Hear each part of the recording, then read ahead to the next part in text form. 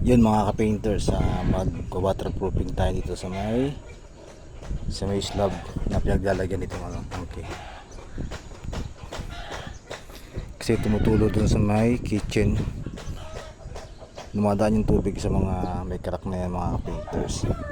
Kaya ayusin natin yan. Siyempre lalagyan natin flexible yan, yung cementatious. Ganito yan eh. Pati yung pinaka-wall sa gilid na yan, lalagyan din natin para masil natin o magawa natin ng paraan yung problema na inaano ng kliyente. May tumatagos kasing tubig doon sa malapit sa may kitchen, sa may bandang poste. Kaya gagawa natin ng paraan para mawala yung moist or tumatagos sa tubig doon sa loob mga ka-painters. Okay, mga ka-painters, kailangan natin linisin yan bago tayo mag-apply ng waterproofing. Hindi naman pwede yung mag-apply tayo ng madumi to dahil hindi kakapit yung ating ilalagay na waterproofing mga ka-painters. Yan ang tamang preparasyon sa waterproofing kahit sa pagpipintura mga ka-painters. Kailangan lagi malinis yung surface na paglalagay natin para kapit na kapit ang ating i-apply na waterproofing or pintura mga ka-painters. Ito mga painters, ginamitan ko siya ng steel brush para sa mga lumot, para matanggal naman yung mga lumot mga ka-painters, para kumapit yung ating waterproofing.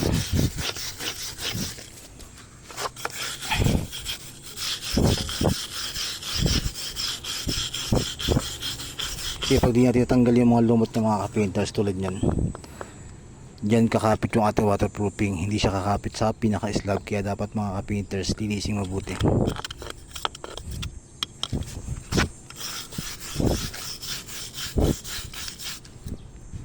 Pagtapos sa ating steel brush mga ka-painters, siyempre may natirang mga alikabok dyan, gamitin natin ng paintbrush na number 4 para yung mga singit-singit matanggal yung mga natanggal natin ng steel brush, para sure na malinis mga ka-painters. Yun mga ka-painters, na linis na natin itong slab, itong flooring. Bali natuyo na rin siya. Mag-apply na tayo ng ating pang waterproofing, itong Boysen Flexiban mga ka-painters na 100% acrylic.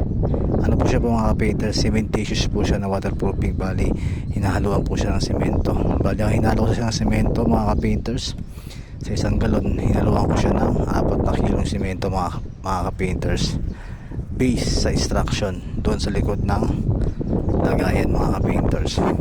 4 kilos. Iba hinaluan ng mga 4.5 kilos. Ito mga ka-painters, 4 na kilo lang na aking nilagay mga ka-painters. Tara mga ka-painters, magsimula tayo mag-waterproofing.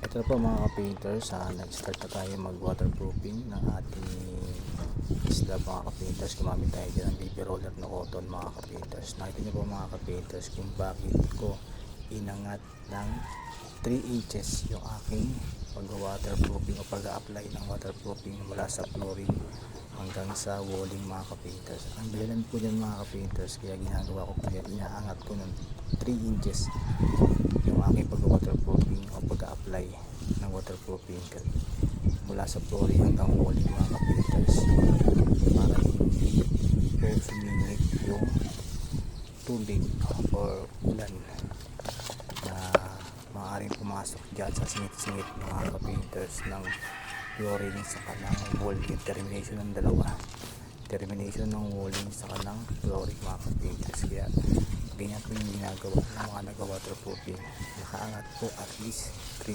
inches mula sa flooring hanggang walling mga ka-painters. Kahit sa mga CR, yan ang ginagawa mga ka-painters. Iba nga sa CR, mga kalahati ng CR ang angat ng pag-waterproofing. Ito sa mga kilikili, walang tatagas, dapat siguraduhin natin meron yan. Kaya gumamit tayo dyan ng paintbrush.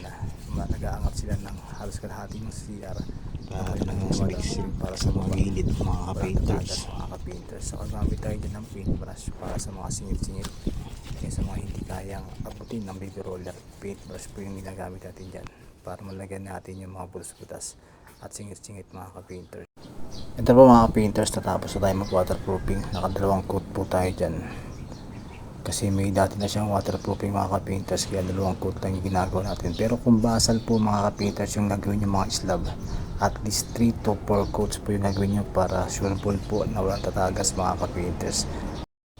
Nagpasalamat po ako sa inyo sa mga nanood ng aking maikling video mga ka-painters about painting works dito sa pag-waterproofing gamit ang Flexiban, Boysen Flexiban, waterproofing cementitious. Yan po yung ginamit natin dito na pang waterproofing. Maraming salamat mga ka-painters.